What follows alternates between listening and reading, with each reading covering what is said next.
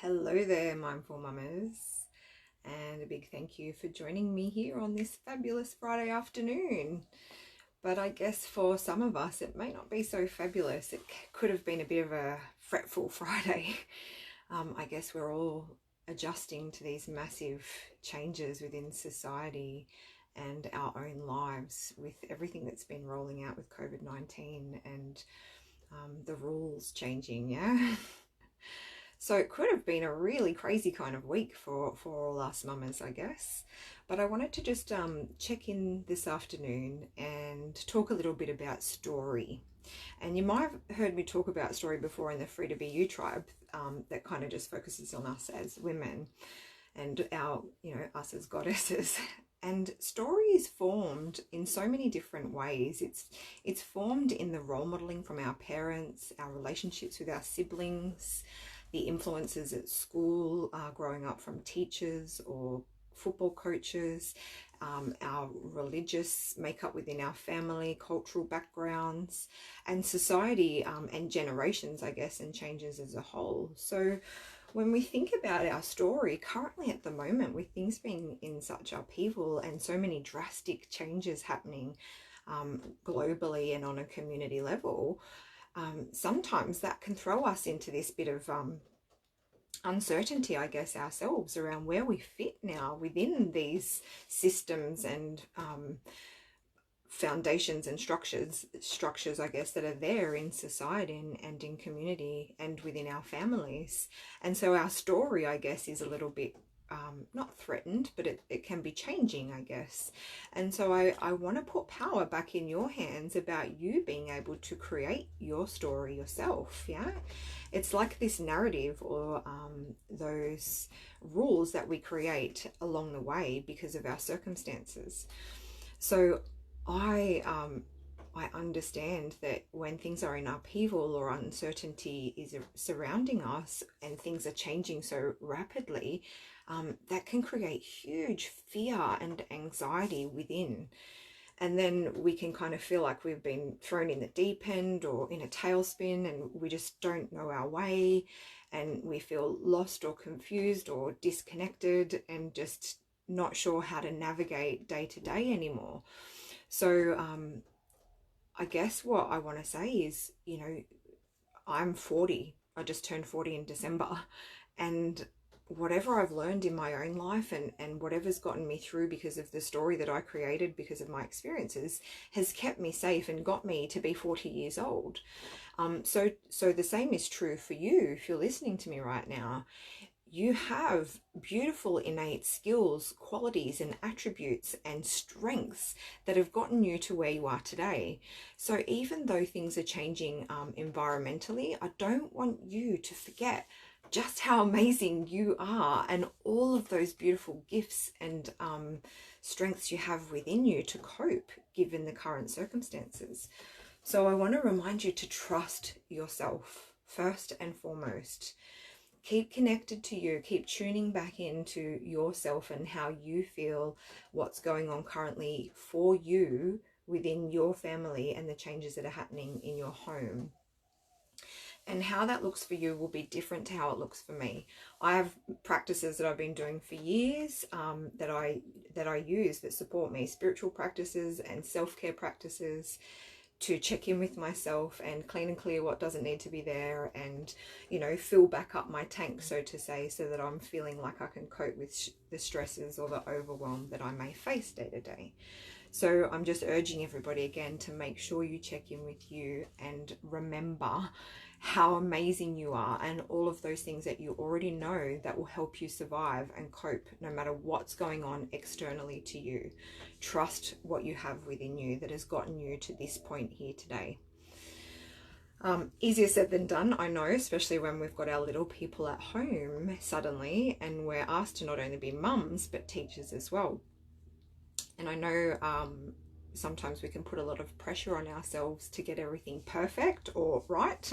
I'm first to admit that I'm a shocker for trying to get it right myself. But over the years, I've become a little kinder to me and more compassionate and been able to say, you know what, Al, close enough is good enough, yeah? And as long as I give it my best shot, that's what matters, yeah? So I want to ask you how you're adjusting to the changes. For me and my family, I did mention in my Live with Sky on Monday that I made the decision to self-isolate and keep my children home from school. And I'm feeling extremely grateful and blessed that with my work, I'm able to do video chats with people and still have consultation. So that's fantastic. But it doesn't mean that having the kids at home more often and being at home myself and not going out as frequently hasn't impacted on me in ways that I didn't expect. So clearly, when we're all in close proximity, we're going to end up with a bit of cabin fever, right? And we're going to get sick of seeing the same four walls and being so close to one another, especially with teenagers. Like, I got two teenagers, and I get that it would be really tricky with little people as well, or if you have lots of children.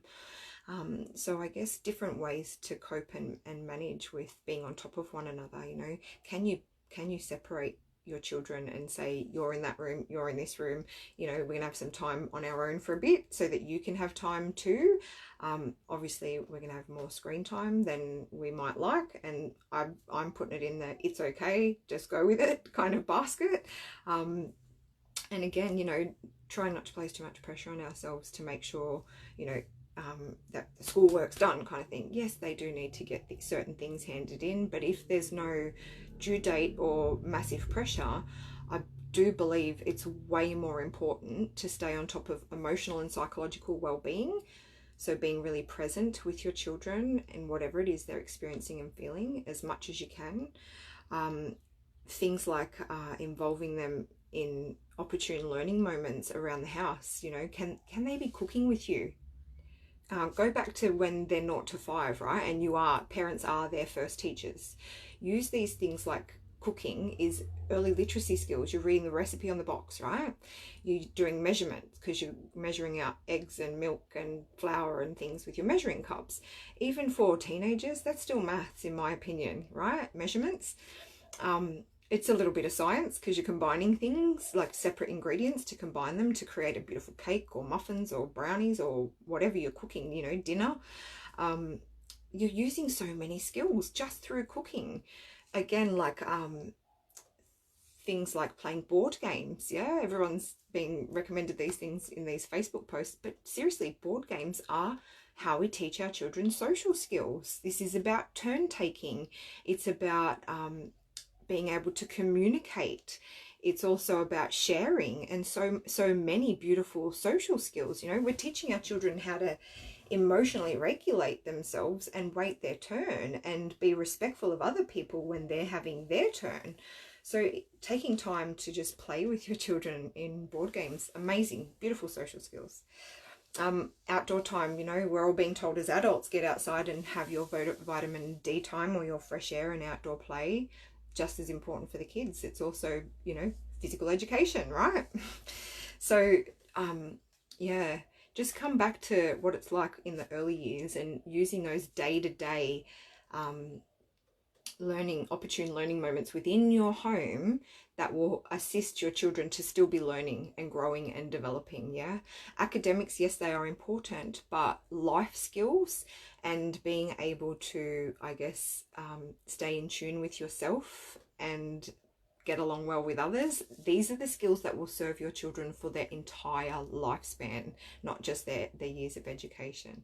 So I'm not saying that to throw out the schoolwork the teachers have given you, but to me, that those kinds of skills are way more important, whether they're at school or at home. So yeah, and I Circle of Security talks about a concept called delight, and it's a very important need on the circle that I shared from my other lives. You know, we are the secure base and safe haven, the hands on the circle. Our children go out and explore and then they come back in to us. So delight is such an important need that it's one of the needs on the top of the circle when they're going out to explore, and it's also a need on the bottom of the circle when we're welcoming them back in. And the reason delight is so important is it forms our children's sense of self or like worth. And they need to know that we love them and delight in them, whether they are going out and having a good time, playing with their brother, sister, connecting online, running in the garden, you know, painting a picture, or whether they're coming back in because they need our support or our help or our protection or our comfort, or help to organize their feelings.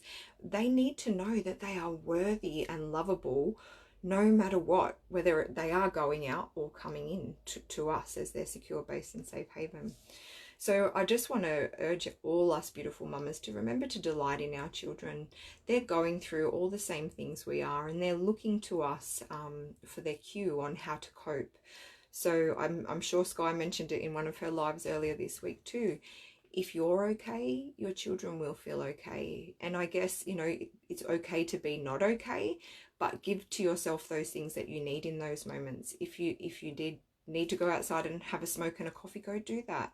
If you didn't give yourself some quiet time alone, go do that. If it is that you want to have your Friday night wine, go do that. Whatever it is that's going to keep you afloat, you know, read your book, do your yoga, go for the walk along the beach. Fill your tank as much and as often as you can, because when we are wound up or anxious or stressed out or running on empty or in overwhelm ourselves, energies are contagious. Our children are going to absorb that and feel it. And behavior is communication. It will come out in their behavior, little or big, right? And so as much as you can care for yourself, it is caring for your children in you doing that. Self-care is not selfish. Yes, and I'm sure you've heard me say all these things before, but I'm going to keep repeating them. So yeah, delight in you, delight in them.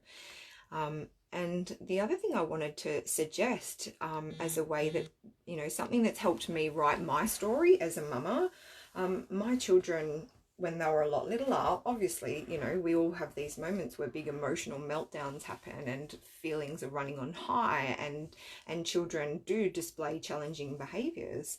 But in my time as a family support worker and an early childhood educator, I did learn so many helpful tips and hints that helped me, and I just wanted to share a couple with you today.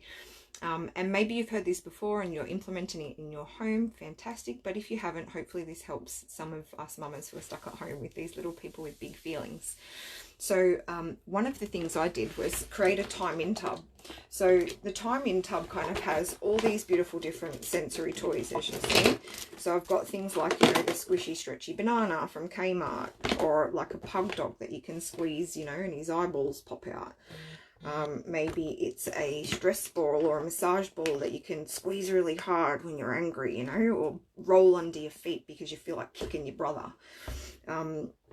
Maybe when you're sad, you just want to feel soft and gentle. Your children do. So having something that's soft or textured that they want to touch, you know, for all those tactile people like me, you know, who just love textures and feelings. Again, massage balls, whatever it is, you know, you can go around your house and literally find things like I don't know, this bird that records your voice and talks, this little, you know, game that you press the buttons and things float around, you know, putty, who's got putty at home, right, from Kmart, Macca's toys, little Mario thing, whatever, right? Find a game, find something that is stimulating to look at, you know. Think your five senses. So get your children involved, walk around the house, look for things like this and the things I've showed you that you can put in a tub and call it your time-in tub.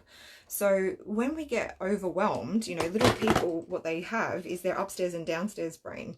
And so our downstairs brain is our feelings brain, where all our feelings are, and it's our amygdala. Our upstairs brain is our thinking brain, which is logic and reason, reward and consequence, decision making, problem solving, you know, that's the higher function thinking of the brain. When we have a big feeling, we flip our lids and we react from a feelings place, okay?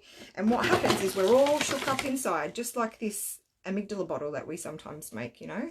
It's got the glitter and the shapes inside, and it shows us what's happening in our downstairs brain. We're all shook up and we can't see clearly. So if we have time in, we give our children time in with their feelings, using their five senses. They can soothe themselves, you know, they're learning to emotionally regulate and self-soothe. Having the time-in tub is a beautiful go-to strategy in your home that then, if things are running on high, sometimes things come out of our mouths as parents, you know, because if they flip their lids, we very quickly tend to match them. We want to soothe it and help them and make it feel okay. And we think we're helping sometimes, but in actual fact, what happens is we often will react as well. And before you know it, feelings run on high and we escalate, and together we have like a rupture or an explosion happening in our relationship. And so knowing how to, I guess, have time in with your children and their feelings using the time in tub is a good go-to strategy for whenever you're seeing challenging behaviors or emotional meltdowns happening. And then what we as parents need to be able to do is know when to have time out for ourselves. So traditionally, time out used to be used as a punishment for children who have challenging behaviors. You know, think super nanny era, you know. Children go to the naughty corner or the timeout wall because, you know, you've been bad and you're sad or angry or, you know, overly excited. So go and sit on the chair or put your nose on the wall, whatever. But what children are learning is that feelings are not acceptable. And when I'm having a big feeling, I can't be with my mum or my dad. I'm being sent to be on my own to deal with my big feeling. But what research has proven and shown is that children actually need their grown-ups to help co-regulate. So when they flip their lid and they're having a big feeling and reacting, what they need is for you to be in your calm, right? You need to be their lighthouse or their rock or that solid, you know, secure base safe haven, as Circle of Security calls it. So they need to know that you've got this, and no matter what feeling they're having, us mindful mamas get it. You know, I get that you're sad. I know you're sad. I can see you're crying and you're so upset. Come here, let's have some time in. Let's have a cuddle, a comfort, a play with a game from the time in tub, whatever it is you need in that moment to help your child co-regulate and come back to their calm. Because when we can't help them find it when we're losing it. So if they're shook up like this and we get shook up with them, it's going to result in a rupture or an explosion of a fight of some kind or conflict, right? Which is normal and okay, and it's going to happen. But having the time in tub for them, time in with their feelings, and time out for us over time makes it easier to respond to their feelings rather than react to them. Because if we're flipping our lids, we're reacting to their feelings. If we're in our calm and we use different tools to help us, we can then respond to their feelings and use those meltdowns as an opportunity to help them self-soothe and learn how to emotionally regulate themselves. The other mantra that I keep in the back of my head is from an amazing man called Dan Siegel. If you've never heard me talk of him before, he's a neuroscientist who really simplifies brain, the way the brain works into beautiful parenting concepts as well. And he talks about this mantra, which is connect and then redirect. So this is so useful. I've had it in my head for years, and it's really helped me with my own children and my own story as a mum and a parent. So when we're seeing our children, you know, escalate and their feelings are running on high, we know that there's a need that they have, or an emotional need for connection with us. And so if you can connect your right brain to their right brain by firstly recognizing the feeling and just allowing it to be there, validating it, giving it permission to be there, recognizing it, labeling it when they're little, you know, you're helping build their emotional literacy skills. If you are actually labeling their feelings with them, I can see you're sad, or tell me how you're feeling. Open-ended questions. Let your child tell you, you know. Sometimes when you're angry, the last thing you want to hear is, Mummy knows you're angry. You're angry. No, I'm not angry. Or, I can see you're really tired. No, I'm not tired. You know, we've all been there, done that. But connecting first with the feelings will help soothe their little brains, right? And it'll get the thinking brain to hug the big feelings, and then they'll be in their calm again and be able to listen to you and to be able to talk, problem solve, and make decisions again. Then we can move to redirecting the behavior, right? And it's good to separate our child from their behavior. You know, they are not their behavior. Usually a behavior is showing up because there's an unmet need on our circle, right? Maybe they need more quality time with you. Maybe they are tired or angry, or something's going on for them. But if we connect first with their feelings, then they are better able to redirect behavior after that. So if hopefully that helps some mamas out there while we're all so closely connected with each other and stuck in our own homes, I guess. Yeah. let me know. I want to hear your story. I want to hear how you're adjusting. I don't know if you know, but for many, many, many centuries, human beings have been storytellers, yeah? And this is, you know, indigenous cultures call it having a yarn. You know, they create the dreamtime stories and other things like that. And storytelling is a beautiful way that we can connect and share and make sense of and organize our own thoughts and feelings when it comes to things like adversity or trauma or just making sense of our world.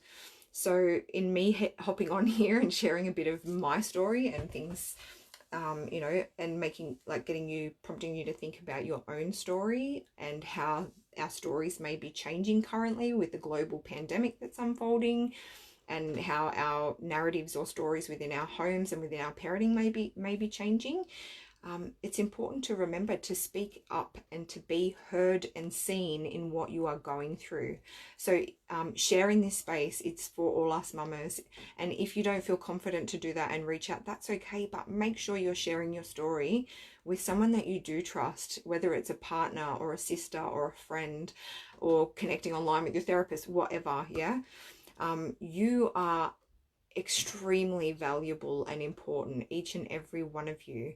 And so being seen and heard and valued in what you're going through is so vital at this point in time for you to make sense of and process and work through these massive changes we're all undergoing. That being said, have an amazing weekend. I will talk to you all soon. Please keep connecting and reaching out in this beautiful space. It's here for all of us.